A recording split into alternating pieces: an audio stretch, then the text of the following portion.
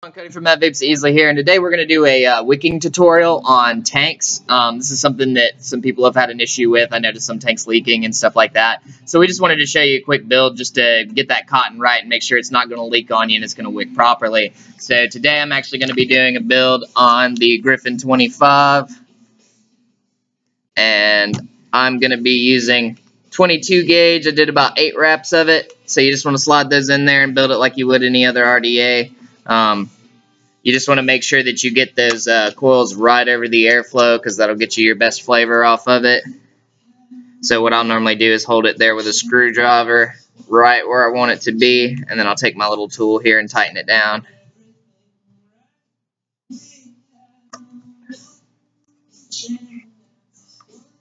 Alright, and then once you get that tightened down,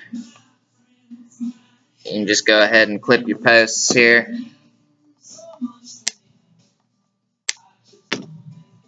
And then second verse, same as the first on the other side. Just take your coil, put it through there. And I like to stagger mine. I'll put one lead at the top and then one lead at the bottom down here, as you can see. Oops. Well, let me see first, and then I'll show you. Alright, sissy. And then, like I said, I just use my little screwdriver and get that thing level. Then tighten her down.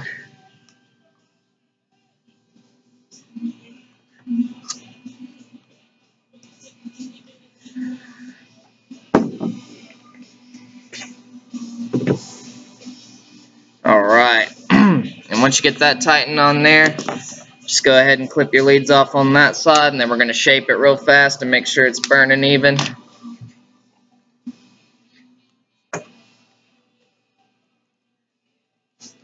Make sure none of our leads are touching, no metal's touching anywhere. That way we're not getting any arcing or anything like that. And what you want here is you want your coils to burn from the center out. If you watched any of our other videos, we actually have a build tutorial where we show you how to do this, but it's like riding a bike except you're vaping it. I mean, once you get the handle of it, it'll be alright.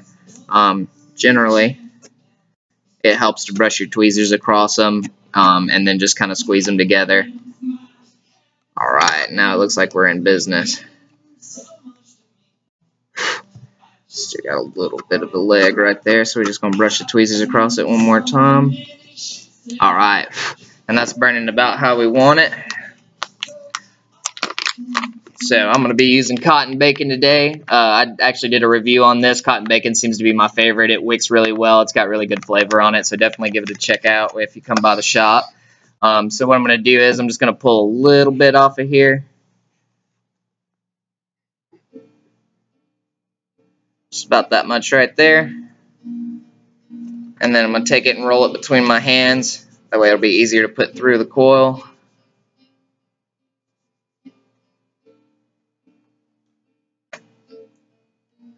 Alright, so then what you want to do is just make sure you got an end where you can get it through there. And then just slide it through. And then what I'll normally do is, it's got little rivets in it, and basically I'll just shape the cotton to that rivet, and then I'll clip it right at it. So that's what we're going to do here.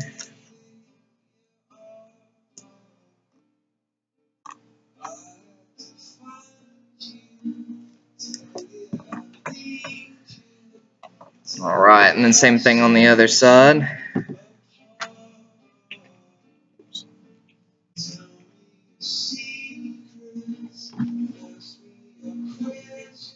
Alright.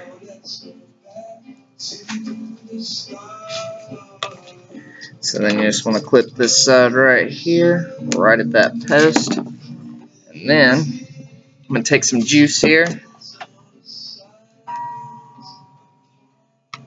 And what you want to do is, I'll just normally take a little bit and put it in that post, and then get that cotton saturated, and that'll help kind of get it right where I want it at. So there's too much on here right now, so what I'm going to do is I'm actually going to pull this off of here and just clip a little bit. There we go. Alright, so then like I said, just put you another drop right there, and then get that to shape in and kind of fill that that little slot that they have for the cotton. This side looks like it's going to fit all right. I might need to clip a little bit off of here. You just want enough cotton in those rivets to where it'll soak up the juice and it'll keep the juice from flooding up into the actual deck. But at the same time, you don't want too much to where it'll choke it and it won't wick either. So like, for example, this one on this side,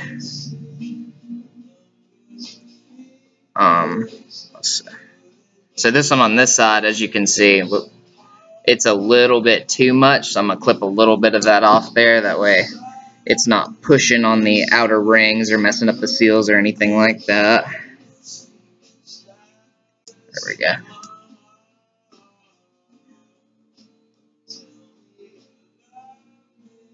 Alright.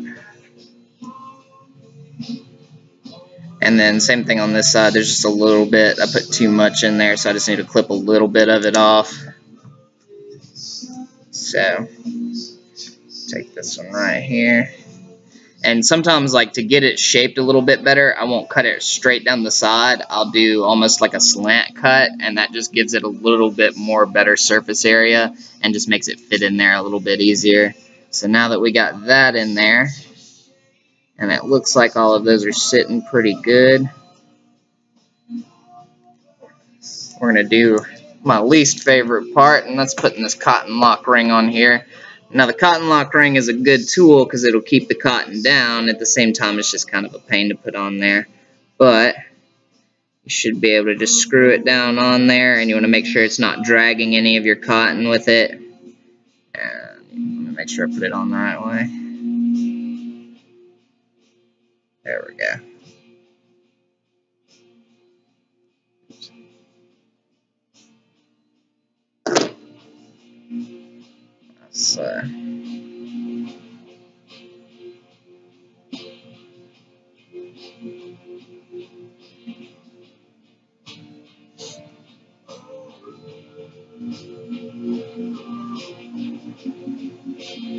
Alright, so now that I got that on there, like I said, it's not dragging any cotton or anything like that. There's no cotton stuck on it. That's the biggest thing that you want to make sure that's not happening, because if it drags that cotton away, it won't work right. Alright, so once you got that cotton lock ring on there, you just want to make sure that all your cotton is tucked down into that ring. That's what'll keep that juice from seeping up in there and then it leaking all over you. So I'm just going to make sure all that cotton's good and in there. Alright, looks like we got it pretty good. So then what you do is just drop your sleeve down on there, tighten that thing down. Alright. And then when you fill it, just make sure you lock it, and you just want to close that air or that juice flow down on the bottom there, and that'll keep it from leaking out while you're trying to fill it up, because these tanks basically work off of the vacuum. So then we're going to fill it up, which has already got a little bit of juice in it already, so we're just going to put a little bit more in there. And then we'll drop this top back on here. You want to make sure that top is as sealed as it can be. Don't over tighten it though, because then it'll get stuck. Alright, and then we'll open our juice flow back up. Alright, and as we can see right now, it's not leaking or anything like that. What I normally do with most of my tank builds, just to make sure that they're not going to leak further on, I like to take about 2 medium-sized rips off of it, and then a final third really long rip off of it. And then if it leaks or it doesn't wick right, I'll notice it right off of that. So let's go ahead and try that out real fast. There's 1. That's 2.